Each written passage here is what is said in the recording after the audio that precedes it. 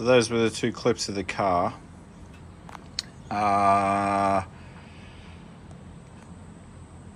Between then and now, so I've got a quite a thick aftermarket radiator, and I'd say this is probably the same with the proper KILLERB headers, but because they come all the way out at the front here, I don't have a lot of room between the radiator and the front of the headers, so I actually had to bend the fan heat shield so it wasn't hitting on there, because there was a bit of a weird vibration. So that's all sorted now.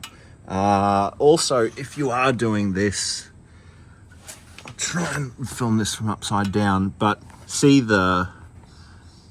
just here, the wire for the fan, you kind of see how I've got mine, where's my finger? Just here, I've got mine running through the slot and around the header, so it doesn't melt, because it's got no heat shielding on it. It's very easy to melt the fan wiring, and in fact I'll keep an eye on that, because I might even extend it and go right around the header. But look at the color of them now. Looks pretty nice. So yeah, that's about it. Those are the Kinugawa. I guess I'll talk about. So yeah, they're a lot quieter, which I really like, because I don't like a loud, obnoxious car.